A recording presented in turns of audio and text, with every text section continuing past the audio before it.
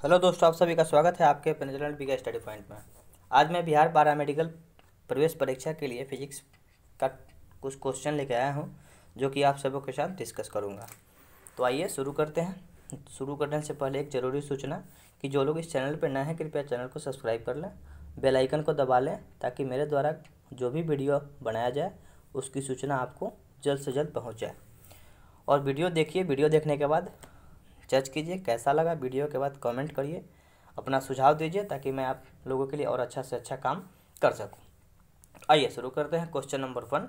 एक लड़की झूले पर बैठकर झूला झूल रही है। एक व्यक्ति झूला झूल रही है। यदि लड़की एकाएक खड़ी हो जाए तो दोलन काल पे, यानी कि जो ये मान लीजिए कि झूला है, झूला पे कोई लड़की बैठी है और एकाएक बैग खड़ा हो जाए, तो जब खड़ा हो जाएगी तो दोलन काल जो है, डोलने का जो टाइम पीरियड है, उस पर क्या प्रभाव पड़ेगा। तो सबसे पहले इस क्वेश्चन का आंसर देखते हैं। दोलन जो है ये कम हो जाएगा। क्यों कम हो जाएगा देखते हैं। तो जो दोलन जो होता है, ये दोलन जो है लंबाई पे डिपेंड करता है। तो लंबाई जैसे जैसे बढ़ेगा, यानी कि पहले जब लड़की बैठी हुई थी, जब झूला झूल रही थी, बैठी हुई थी, तो उसका आवर्तकाल बैठने के बाद उसके मिडिल पॉइंट से होगा। अब जब लड़की खड़ा हो जाएगी तो खड़ा होने के बाद उसके मिडिल पॉइंट से उसका जो आवर्तकाल है मापा जाएगा। इसलिए इसकी जो दोलन काल होती है, घूमने का जो टाइम पीरियड होता है, ये कम हो जाता है। चलिए क्वेश्चन नंबर हम लोग देखते हैं 2। गतिमान वस्तु होती है, तो जिस वस्तु में गति होता है उसमें गतिज ऊर्जा होती है, और जिस वस्तु में स्थिर अवस्था में ऊर्जा उत्पन्न करे उसको स्थितिज ऊर्जा यानी कि पोटेंशियल एनर्जी बोला जाता है। और गति की अवस्था में अगर उसमें कोई एनर्जी क्रिएट होती है, एनर्जी निकलती है, उसको गतिज ऊर्जा बोला जाता है। गतिज ऊर्जा को काइनेटिक एनर्जी बोला जाता है। इसका फॉर्मूला 12mv² होता है, जो कि पिछले वीडियो में मैंने चर्चा किया था। पोटेंशियल एनर्जी बराबर स्थितिज ऊर्जा का फॉर्मूला होता है mgh। ये फार्मूला भी आगे आप लोगों को प्रश्न बनाने में हेल्प करेगा। क्वेश्चन हम लोग देखते हैं 3। जब किसी गतिमान पिंड की गति दुगनी हो तब लगने वाला समय क्या होगा।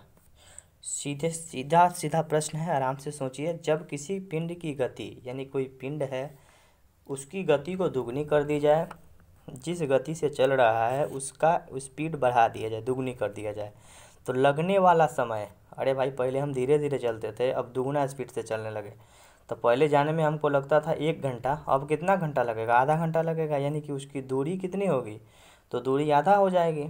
स्वाभाविक सी बात है। इस क्वेश्चन पे थोड़ा सा गौर करिए, इस क्वेश्चन का आंसर आप लोगों को अपने मिल जाएगा।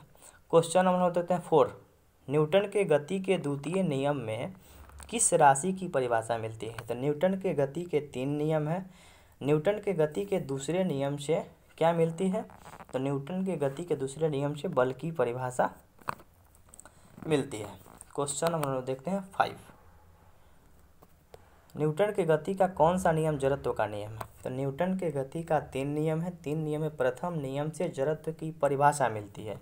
ठीक है, जड़त्व का जो गुण है, जड़त्व का जो नियम है, सबसे पहले कैवेंडिश नामक वैज्ञानिक के द्वारा दिया गया था। जड़त्व का नियम सबसे पहले जड़त्व का नियम जो है, ये न्यूटन साहब के प्रथम नियम से जड़त्व का नियम, जड़त्व का गुण मिलता है। ठीक है, क्वेश्चन नंबर देखते हैं 6। विभवांतर मापने के लिए प्रयुक्त युक्ति को क्या कहा जाता है। विभवांतर सबसे पहले क्या होता है कि 2 विभव के बीच के अंतर को विभवांतर बोला जाता है। विभव क्या होता है, तो मान लीजिए कि ये एक धन विभव है, यानी कि पॉजिटिव, और ये नेगेटिव, इसके बीच में जितना भी अंतर होगा उसी को बोला जाता है विभवांतर। तो विभवांतर मापने के लिए वोल्ट मीटर नामक यंत्र प्रयोग किया जाता है, जो कि हमेशा समानांतर क्रम में जोड़ा जाता है। ये गौर करने वाली बात है। विद्युत धारा मापने के लिए एमीटर का प्रयोग किया जाता है। एमीटर को हमेशा श्रेणी क्रम में जोड़ा जाता है, और वोल्ट मीटर को हमेशा समानांतर क्रम में जोड़ा जाता है। तो वोल्ट मीटर को वोल्ट मापी भी कभी कभी कहा जाता है। विभव मापी से विभव को मापा जाएगा। गैल्वेनोमीटर से भी धारा मापा जाता है। एमीटर से भी विद्युत धारा को मापा जाता है। क्वेश्चन नंबर देखते हैं 7। इस क्वेश्चन का आंसर हो जाएगा सी, यानी 6 नंबर क्वेश्चन का आंसर सी होगा। Question number 7। वेंटूरी मीटर, यानी कि वेंटूरी मीटर एक यंत्र है जो कि क्या करता है, तो द्रव का प्रवाह, द्रव किस गति से बह रहा है उस गति को मापने के लिए वेंटूरी मीटर नामक यंत्र का प्रयोग किया जाता है। द्रव के प्रवाह को मापने का यंत्र वेंटूरी मीटर है। क्वेश्चन हम लोग देखते हैं 8। एंगस्ट्रम क्या मापता है, तो एंगस्ट्रम जो है ये तरंग दैर्ध्य मापने का जो इकाई है ये एंगस्ट्रम में मापा जाता है। एक एंगस्ट्रम इस तरह से लिखा जाता है, A/0 एंगस्ट्रम बराबर होता है 10⁻⁻10 मीटर। ठीक है। क्वेश्चन नंबर देखते हैं ट्रेकोमीटर। ट्रेकोमीटर वह उपकरण है जिससे मापा जाता है। तो ट्रेकोमीटर नामक उपकरण से, ये युक्ति से हम लोग चाल मापने का काम करता है। किसी चीज़ की चाल क्या है, स्पीड क्या है, वो स्पीड मापने के लिए ट्रेकोमीटर नामक यंत्र का प्रयोग किया जाता है। Question number 10। पृथ्वी वायुमंडल को किस प्रकार पकड़े रहती है, यानी कि वायुमंडल टिकी हुई है किससे, पृथ्वी वायुमंडल को किस प्रकार पकड़ी हुई है, तो पृथ्वी का गुरुत्वाकर्षण बल है जो कि वायुमंडल को कस के पकड़ के रखी है। ठीक है। गुरुत्वाकर्षण, तो ग्रेविटेशन का मान कितना होता है, तो 9.8 मीटर प्रति सेकंड स्क्वायर, जिसको न्यूटन साहब के द्वारा दिया गया था। Question number 11। एक लड़के का भार पृथ्वी पर 600 न्यूटन है, तो उसका चंद्रमा पर भार क्या होगा। तो मैं आपको बता दूं कि पृथ्वी पर जो पृथ्वी पे किसी वस्तु का भार 600 न्यूटन है तो चंद्रमा पे 100 न्यूटन होगा। इसके बारे में बता दूं कि पृथ्वी पे गुरुत्वाकर्षण का मान g है तो चंद्रमा पे g/6 होगा, यानी कि भार वहाँ पे बदलता है। किसी वस्तु का भार पृथ्वी पे जितना है उसका 6ठा भाग चंद्रमा पे होगा। सीधी बात। द्रव्यमान कभी नहीं बदलता है, भार वहाँ बदलता है। मान लीजिए कि 10 kg का कोई वस्तु होगा, वहाँ भी 10 kg होगा, लेकिन भार में कुछ ना कुछ अंतर होगा। भार का ऐसा मात्रक न्यूटन होता है। ठीक है। इस क्वेश्चन का आंसर 100 होगा, जो कि गुरुत्वाकर्षण का प्रभाव वहाँ पे 1/6 होता है। पृथ्वी के गुरुत्वाकर्षण का 6ठा भाग चंद्रमा पे गुरुत्वाकर्षण बल का प्रभाव होता है। क्वेश्चन नंबर हम लोग देखते हैं 12। न्यूटन प्रति किलोग्राम। तो न्यूटन प्रति किलोग्राम जो है ये मात्रक क्या चीज़ का है, सबसे पहले देखते हैं। एक फार्मूला है F/m में, A बराबर देखते हैं F/m। F यानी बल का ऐसे मात्रक न्यूटन, और m यानी कि ये मास है, द्रव्यमान है, द्रव्यमान का मात्रक kg। तो न्यूटन प्रति किलोग्राम, तो न्यूटन प्रति किलोग्राम जो है ये त्वरण का ऐसे मात्रक है। तो त्वरण को हम लोग मीटर प्रति किलोग्राम भी लिख सकते हैं। क्यों लिख सकते हैं, A बराबर होता है F/m। F का मतलब न्यूटन और m का मतलब kg, तो न्यूटन प्रति kg होगा। चलिए क्वेश्चन नंबर हम लोग देखते हैं 13। गुरुत्वीय त्वरण g का मान। तो गुरुत्वीय त्वरण g का मान अभी हम पिछले क्वेश्चन में बताएं कि g का मान 9.8 मीटर प्रति सेकंड स्क्वायर होता है, जो कि न्यूटन साहब के द्वारा दिया गया था। क्वेश्चन नंबर हम लोग देखते हैं 14। एक अंतरिक्ष यात्री पृथ्वी तल की तुलना में चंद्र तल पर अधिक ऊंचाई से छलांग लगा सकता है। अरे भाई, छलांग लोगों के यहाँ पे पृथ्वी पे गुरुत्वाकर्षण का प्रभाव ज़्यादा होता है और चंद्रमा पे गुरुत्वाकर्षण का प्रभाव कम होता है, और इसी गुरुत्वाकर्षण के प्रभाव के कम होने के कारण देखिए चंद्र तल पर गुरुत्वाकर्षण बल पृथ्वी की तुलना में अल्प होता है, यानी कि चंद्रमा पे पृथ्वी पे जितना गुरुत्वाकर्षण बल होता है उस चंद्रमा का गुरुत्वाकर्षण बल बहुत कम होता है। इसी गुरुत्वाकर्षण बल के कम होने के कारण व्यक्ति छलांग बहुत ज़्यादा आगे तक लगा सकता है, लगता है कि व्यक्ति उड़ रहा है, इस तरह से वहाँ अनुभूति होती है। चंद्रमा पे सबसे पहले कौन व्यक्ति गए थे, तो नील आर्मस्ट्रांग 1969 ईस्वी में गए थे। गांधी जी के जन्म के 100 साल बाद 1969 में गए थे। क्वेश्चन नंबर लेते हैं 15। यदि किसी गेंद को ऊर्ध्वाधर रूप से फेंका जाए तो गुरुत्वीय त्वरण, यानी कि किसी वस्तु को ऊपर फेंका जाए तो त्वरण नीचे की तरफ लगेगा। क्वेश्चन बड़ा अच्छा ही है। अगर किसी व्यक्ति को हम लोग ऊपर की तरफ फेंकते हैं तो यहाँ पे किसी वस्तु को ऊपर फेंकें तो जो जी का मान है यानी गुरुत्वीय त्वरण का मान है, इसको ये ऊपर जाएगा और गुरुत्वाकर्षण बल इसको नीचे खींचने का प्रयास करेगा। इसलिए इस क्वेश्चन का आंसर क्या होगा कि गेंद की गति के विपरीत दिशा में। तो गुरुत्वाकर्षण बल जो होगा, गेंद ऊपर की तरफ जाएगा, गुरुत्वाकर्षण बल नीचे की तरफ आएगा, खींचने का प्रयास करेगा, यानी कि विपरीत दिशा में होगा। क्वेश्चन नंबर 16, जड़त्व आघूर्ण माप है। तो जड़त्व आघूर्ण का जो फार्मूला होता है, जड़त्व आघूर्ण को लिखते हैं आई बराबर mr²। m का मतलब kg और r का मतलब मीटर स्क्वायर। तो इस क्वेश्चन का आंसर किलोमीटर स्क्वायर होगा। जड़त्व आघूर्ण का पूरा हम बता दें, पिंड का द्रव्यमान और घूर्णन त्रिज्या का वर्ग। I बराबर mr², m द्रव्यमान और r² उसका जो त्रिज्या है, रेडियस है, यानी कि ये रेडियस है, रेडियस का ये r है, तो r²। और यहाँ पे जो द्रव्यमान होगा, इस द्रव्यमान और ये त्रिज्या के गुणनफल के वर्ग के गुणनफल के बराबर जड़त्व आघूर्ण होता है।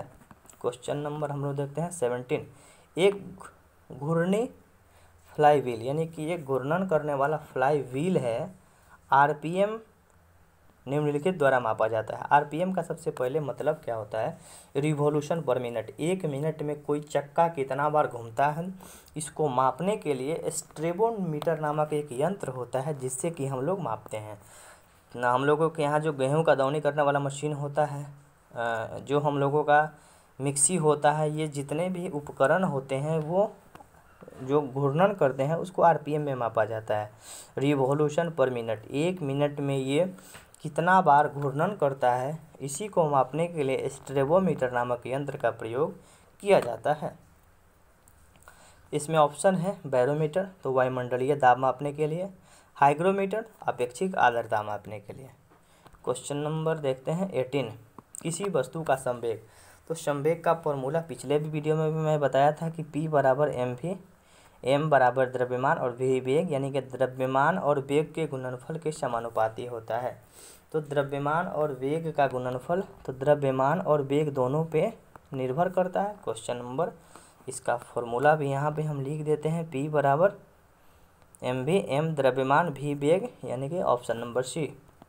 क्वेश्चन नंबर 19, यांत्रिक ऊर्जा को विद्युत ऊर्जा में परिवर्तित करता है। यांत्रिक ऊर्जा यानी कि हम लोग घुमाते हैं और घुमाने के बाद क्या होगा, उससे बिजली मिलने लगेगी। क्या होगा, तो विद्युत जनरेटर। जनरेटर को डायनेमो, यानी कि जनरेटर एक हिंदी शब्द है जिसको इंग्लिश में डायनेमो बोला जाता है।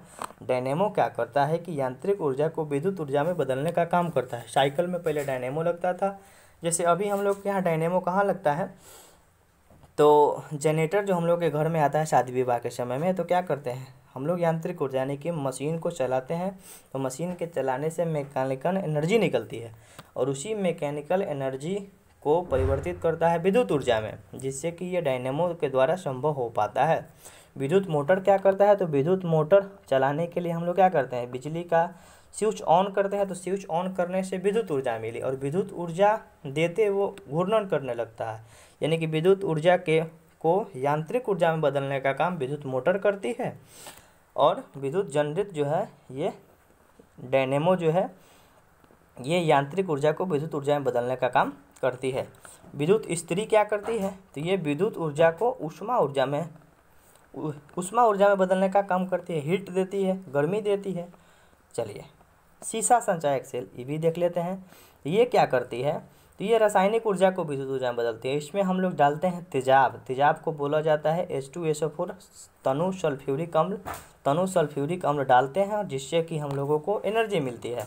तो रासायनिक ऊर्जा को विद्युत ऊर्जा में बदलने का काम सीसा संचायक सेल, इसको लेड संचायक सेल यानी कि बैटरी क्या करता है, तो रासायनिक ऊर्जा को विद्युत ऊर्जा में बदलता है। विद्युत मोटर क्या करता है, विद्युत ऊर्जा को यांत्रिक ऊर्जा में बदलता है। विद्युत जनरेटर क्या करता है, तो यांत्रिक ऊर्जा को विद्युत ऊर्जा में बदलता है। और विद्युत इस्त्री क्या करता है, तो विद्युत ऊर्जा को उष्मा ऊर्जा में बदलता है। चलिए, क्वेश्चन यहाँ पे 4 क्वेश्चन हम लोग डिस्कस किए एक क्वेश्चन से।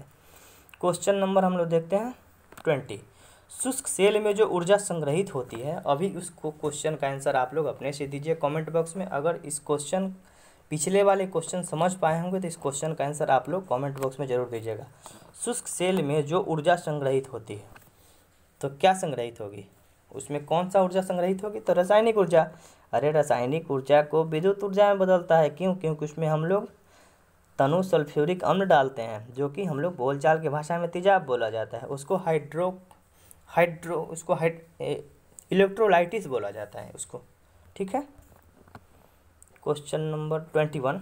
जब एक वस्तु का वेग दुगुना हो तो इसका त्वरण दुगुना होगा, संवेग दुगुना होगा, गतिज ऊर्जा दुगुनी होगी, स्थितिज ऊर्जा दुगुनी होगी। इस क्वेश्चन का आंसर हम आपको बताते हैं कि अगर किसी वस्तु का वेग को दुगुना, यानी कि वेग को दुगुना करेंगे, फॉर्मूला देखते हैं P बराबर mv। संवेग के बारे में देखते हैं, तो इस वेग को हम लोग दुगुना किए तो संवेग भी दुगुना हुआ। अगर यहाँ पे गतिज ऊर्जा के बारे में देखें तो वेग अगर दुगुना करेंगे तो गतिज ऊर्जा यहाँ हाफ mv² होगा। इस वेग को दुगुना करने के लिए कहा जा रहा है, तो वेग दुगुना करेंगे तो गतिज ऊर्जा तो 4 गुना हो जाएगी, यानी कि ये ऑप्शन नहीं होगा। त्वरण दुगुना करने से वेग और त्वरण का कोई संबंध नहीं है। स्थितिज ऊर्जा तो mgh, इसका भी कोई संबंध नहीं है वेग से। लेकिन संवेग को दुगुना करने पे अगर वेग दुगुना करेंगे तो संवेग भी दुगुना होगा। क्यों? तो इस फॉर्मूला से हम लोग इस क्वेश्चन को बना सकते हैं। यहाँ 2 होगा तो यहाँ भी दुगुना हो जाएगा। चलिए क्वेश्चन नंबर देखते हैं 22। 1 किलोग्राम की राशि का वजन। तो 1 किलोग्राम की राशि का वजन जो होता है 9.8 न्यूटन होता है, जो कि आप लोग याद रखिएगा। क्वेश्चन नंबर देखते हैं 23। 1 जूल बराबर होता है। तो जूल क्या चीज़ का मात्रक होता है? ऊष्मा का मात्रक होता है। और ऊष्मा का मात्रक जूल होता है। जूल एसआई मात्रक होता है। और ऊष्मा का क्या होता है? सीजीएस मात्रक अर्घ होता है। सीजीएस मात्रक अर्घ होता है। तो 1 जूल में 10⁻7 अर्घ होता है, जो कि ये सीजीएस मात्रक होता है। सीजीएस मात्रक सेंटीमीटर, ग्राम और सेकंड। बल का सीजीएस मात्रक डाइन होता है। 1 न्यूटन बराबर 10⁵ डाइन और 1 जूल बराबर 10⁻7 अर्घ। ये आप लोगों को ध्यान रखना होगा। Question number 24। निम्नलिखित में से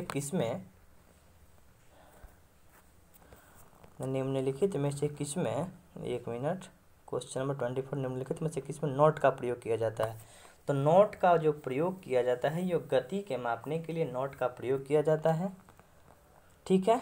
हवाई जहाज़ की गति, अलग अलग तरह का जितना भी गति होता है, उस गति को मापने के लिए नॉट का प्रयोग किया जाता है। Question number 25। बड़ा अच्छा प्रश्न है। बादलों की दिशा एवं गति मापने के लिए, बादल किस गति से चल रहा है, उसकी दिशा क्या है, ये मापने के लिए एक प्रकार का यंत्र होता है। उस यंत्र को क्या बोला जाता है? तो उस यंत्र को नेफ्रोस्कोप बोला जाता है। इस क्वेश्चन में, इस ऑप्शन में 4 ऑप्शन हमें बता दूं कि बादल की दिशा और गति मापने के लिए नेफ्रोस्कोप। चलिए दूसरा ऑप्शन देखते हैं, रेनगेज। तो वर्षा मापी यंत्र, यानी कि कहाँ पे कितना वर्षा हुआ, रेनगेज नामक यंत्र से मापते हैं। हाइग्रोमीटर से अपेक्षिक आर्द्रता मापते हैं। चलिए क्वेश्चन नंबर देखते हैं 26। अल्टीमीटर। तो अल्टीमीटर से ऊंचाई मापने का काम होता है। ठीक है। ऊंचाई मापने के लिए भूतल से, यानी पृथ्वी से कितना ऊंचाई है, उसको मापने के लिए अल्टीमीटर का प्रयोग किया जाता है। क्वेश्चन नंबर 27 और इस सीरीज का लास्ट क्वेश्चन है। क्वेश्चन है कि एक लिफ्ट में किसी व्यक्ति का प्रत्यक्ष भार वास्तविक भार से कम होगा। एक व्यक्ति है, उसका भार, जितना उसका भार है, मान लीजिए कि उसका भार 25 किलो नहीं 40 किलो है, और उसका भार कम हो गया, यानी कि प्रत्यक्ष भार वास्तविक भार से कम हो गया। जितना उसका भार पहले था उससे कम अब बता रहा है। तो क्या है? समान गति से अगर कोई एक मिनट, मैं आपको एक बार बताया था कि अगर कोई व्यक्ति लिफ्ट ऊपर की तरफ जा रहा है तो व्यक्ति के भार में लगेगा कि व्यक्ति भारी है, भार में वृद्धि टाइप का लगेगा। लेकिन अगर कोई व्यक्ति लिफ्ट से नीचे आ रहा है, त्वरण के साथ अगर कोई व्यक्ति लिफ्ट से नीचे आएगा तो उसका भार में कमी हुई महसूस होगी, और व्यक्ति जब लिफ्ट में ऊपर की तरफ जाएगा तो उसके भार में बढ़ोतरी हुई मालूम होती है।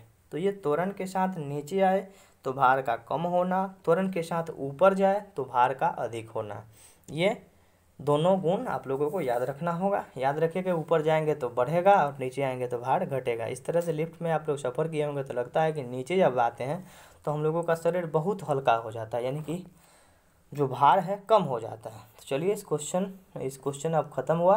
27 क्वेश्चन तक हम लोग देखें पिछले, फिर अभी वीडियो आएगा उसमें हम लोग आगे की ओर चर्चा करेंगे। ओके, धन्यवाद।